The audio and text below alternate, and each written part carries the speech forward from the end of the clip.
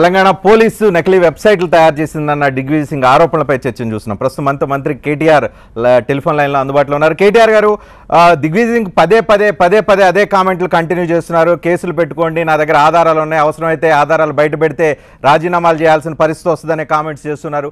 దిగ్విజయ్ సింగ్ ఇంత గట్టిగా ఉన్నాయంటే ఖచ్చితంగా అతని దగ్గర ఆధారాలు ఉన్నాయని అనుకోవాల్సిన పరిస్థితి కనిపిస్తోంది. రజనీ గారు, నిన్న ఉదయం నేను ఢిల్లీలో ఉన్నాను. ఢిల్లీ పర్యటనకి ఏదో మంత్రుల్ని కలవడానికి వెళ్ళిన సందర్భంలో నేను నిజానికి దిగ్విజయ్ సింగ్ గారి కామెంట్స్ నేను చూడలేదు. ఒక జర్నలిస్ట్ మిత్రుడు ఢిల్లీలో రాజకీయంగా దిగ్విజయ్ సింగ్ గారు కానీ కాంగ్రెస్ పార్టీ కానీ కనుమరుగైపోతున్న నేపథ్యంలో వారిని పట్టించుకోవడం ప్రజలు ఎప్పుడూ మానేశారు. కాకపోతే దిగ్విజయ్ సింగ్ నిన్న చేసిన వ్యాఖ్యలో డైరెక్ట్ గా తెలంగాణ పోలీసులు, ఏ తెలంగాణ పోలీసు అయితే ఎన్నో అనుమానాల మధ్య ఏర్పడ్డ తెలంగాణ రాష్ట్రంలో శాంతి భద్రతల్ని చాలా సమర్థవంతంగా నిర్వహిస్తా ఉన్నారు. 3 ఏళ్లలో క్రైమ్ రేట్ ని ఏ తెలంగాణ పోలీస్ అయితే చాలా సమర్థవంతంగా తగ్గించిందో, హైదరాబాద్ లాంటి ప్రాంతంలో ఏ తెలంగాణ పోలీస్ అయితే చాలా చక్కగా సమర్థవంతంగా పనిచేస్తూ ఈరోజు పెట్టుబడులు రావడంలో కూడా ఒక పరోక్షంగా కూడా వారి పాత్ర కూడా ఎవరిదైతే ఉందో వారి నైతిక స్థైర్యాన్ని, వారి ఆత్మస్థైర్యాన్ని దెబ్బతీసే విధంగా నిరాధారంగా, అర్ధరహితంగా, బాధ్యతారహితంగా ఒక పెద్ద మనిషి కామెంట్ చేసినారు. మీరు చూసారా అని చెప్పినారు. అది చూసిన తర్వాత నేను అడిగింది ఏంటంటే, వారిని నేను చాలా రెస్పెక్ట్ఫుల్ గా అడిగాను. వారు పెద్ద మనిషి, ఒక రాష్ట్రానికి, ఒక పెద్ద రాష్ట్రానికి 2 టర్మ్లు ముఖ్యమంత్రిగా పనిచేసిన పెద్ద మనిషి, మరి బాధ్యతతో ఒక ఇంత పెద్ద పార్టీకి, ఈ రాష్ట్రానికి ఇన్ఛార్జ్ గా ఉన్నారు. కాబట్టి మీ దగ్గర ఏమైనా ఆధారాలు ఉంటే బయట పెట్టండి, లేని పక్షంలో బేషరతుగా ఉపసంహరించుకోండి. అంతేగాని రాజకీయాల్లో ఇప్పుడు దిగ్విజయ్ సింగ్ గారు కేసీఆర్ గారు దిగ్విజయ్ సింగ్ అన్నా పర్వాలేదు, కానీ ఇందులో పోలీసులను లాగడం, అందులో వారి ఆత్మస్థైర్యాన్ని దెబ్బతీసే విధంగా. మరి ఇంకోటి, దిగ్విజయ్ సింగ్ గారికి ఇది మొదటిసారి కాదు. గతంలో సర్జికల్ స్ట్రైక్ జరిగితే భారత ఆర్మీని ఉద్దేశించి, భారత సైనికులను ఉద్దేశించి ఇదే రకంగా చాలా నిరాధారంగా అడ్డగోలుగా మాట్లాడినారు. రెండవసారి గతంలో ఢిల్లీలో పోలీసులను ఉద్దేశించి, ఢిల్లీ పోలీసులను ఉద్దేశించి కూడా ఇదే రకమైన వ్యాఖ్యలు గతంలో కూడా చేసినారు. ఇది 4వసారో 5వసారో ఈ రకంగా వ్యాఖ్యానించారు. కాబట్టి నేను అడిగింది ఏంటంటే, మీరు దయచేసి మీ దగ్గర ఏమైనా ఆధారాలు ఉంటే ఒక బాధ్యతలో ఉన్న పెద్ద మనిషి మీరు బయట పెట్టండి. లేని పక్షంలో రాహుల్ గాంధీ, మీ జాతీయ ఉపాధ్యక్షుడు గారు, వారన్నా ఈ విషయంలో ఇన్వాల్వ్ అయ్యి ఆయన నియంత్రించాలి. ఈ రకంగా మాట్లాడడం, పోలీసు ఆత్మస్థైర్యాన్ని దెబ్బతీయడం మంచిది కాదు అని చెప్పాను. మరి ఈ రోజు మళ్ళీ ఆయన మాట్లాడుతూ అదే సేమ్ మోడల్, మళ్ళీ స్పిట్ అండ్ ఫైర్, అంటే బురద జల్లడం, పరిగెత్తడం.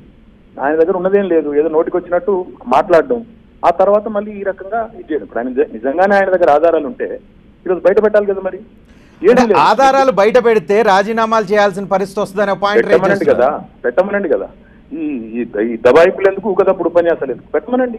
నిజంగానే ఏమన్నా ఉంటే, తొలి పురాణం కాకపోతే నిజంగా ఏమన్నా వాస్తవం ఉంటే ఆయన చెప్పిన మాటల్లో. ఇప్పుడు ఇందాక మీరు చూశారు, చాలా మంది చెప్తున్నారు ఈరోజు. మీరు ఆ మొత్తం ఒకవేళ మీరు ఆన్లైన్ లో కానీ సోషల్ మీడియాలో కానీ ఎక్కడ చూసినా ఆయన మీద కామెంట్స్ ఏమొస్తున్నాయి దయచేసి చూడండి. 2 రాష్ట్రాలకు ఇన్ఛార్జ్ గా పీకవుతులు పారేశారు. ఉనికిని కాపాడుకోవడానికి, నేను ఒకటి ఉన్నానని చెప్పుకోవడానికి, ఈ దేశంలో కాంగ్రెస్ పార్టీ కూడా ఒకటి ఉందని చెప్పుకోవడానికి ఇట్లాంటి వ్యాఖ్యలు చేయడం, ఈ రోజు ఇలా టీవీలో చర్చలు జరగడం, తద్వారా ఈయన ఒక వ్యక్తి ఇంకా ఉన్నాడు అని ప్రజలు అనుకునే విధంగా చెప్పడం తప్ప ఆ పార్టీకి కానీ ఈ నాయకుడికి కానీ ఈరోజు దేశంలో కేటీఆర్ గారు as a minister, as a Telangana government లో కీలకమైన మంత్రిగా మీరు ఎష్యూర్ చేస్తారా, ఇలాంటి వెబ్సైట్లు పోలీసులు రకరకాల ఆపరేషన్స్ చేస్తుంటారు, అటువంటి ఆపరేషన్స్ లో ఇలాంటిది ఏదో ఒక రకంగా ఏదో ఒక లెవెల్లో, అంటే టాప్ లెవెల్లో కాకపోయినా ఏదో ఒక లెవెల్లో జరిగి ఉండే అవకాశం లేదని రూల్డ్ అవుట్ చేయగలిగే పరిస్థితి ఉందా? రజనీకాంత్ గారు, మీరు ఒకటి చెప్పండి. ఇది ఈ రకంగా వ్యాఖ్యానించడం, ఆధారాలు సమర్పించకపోవడం, ఎటుబడితే అటు మాట్లాడడం, తర్వాత మీరు నిందారోపణ చేసి నా దగ్గర ఏమీ లేదు, ఒక నరం లేని నాలుగు ఉంది కాబట్టి ఎటుబడితే అటు మాట్లాడతాను, తర్వాత మీ ఇష్టం బురద జల్తాను మీరు తెచ్చుకోండి అంటే ఇది ఏ రకమైన విధానం ఇది? ఆయన దగ్గర ఆధారాలు ఉంటే బయట పెట్టాలి కదా. ఎందుకు లేకపోతే ఈ వాగుడంతా ఎందుకు ఆయన? ఇప్పుడు దిగ్విజయ్ సింగ్ మీద కేసులు పెడుతూ ఉన్నారు. ఆల్రెడీ నిన్న జూబ్లీహిల్స్ ఎమ్మెల్యే కేసు ఫైల్ చేశారు. ఇంకొంతమంది కోర్టును అప్రోచ్ అవుతున్నారు, డీజీపీని అప్రోచ్ అయ్యే ప్రయత్నం జరుగుతుంది. అంటే తెలంగాణ ప్రభుత్వం ఈ వ్యాఖ్యల మీద దిగ్విజయ్ సింగ్ పట్ల ఎట్లా రియాక్ట్ అవుదామని అనుకుంటుంది అఫీషియల్ గా? తప్పకుండా సరైన సమయంలో సరైన నిర్ణయం తీసుకుంటాం. ఏం చేయాలో చేస్తాం. కేటీఆర్ గారు, దీని వెనక ఒక్కొక్క నిమిషం, దీని వెనక రాజకీయ కోణాన్ని మీరు ఏమైనా చూస్తున్నారా? 12% రిజర్వేషన్ ని తెలంగాణ ప్రభుత్వం తీసుకొస్తున్న టైంలో ముస్లిం యువతని ప్రభుత్వం ఇబ్బంది పెడుతుంది, పోలీసులు ఇబ్బంది పెడుతున్నారు అనే కోణం, ఇటువంటి రాజకీయ కోణాన్ని మీరు ఏమైనా అబ్జర్వ్ చేస్తున్నారా? ఇప్పుడు ఈ దిగ్విజయ్ సింగ్ అనే వ్యక్తి ప్రజలు ఎప్పుడో మర్చిపోయిన ఒక వ్యక్తి.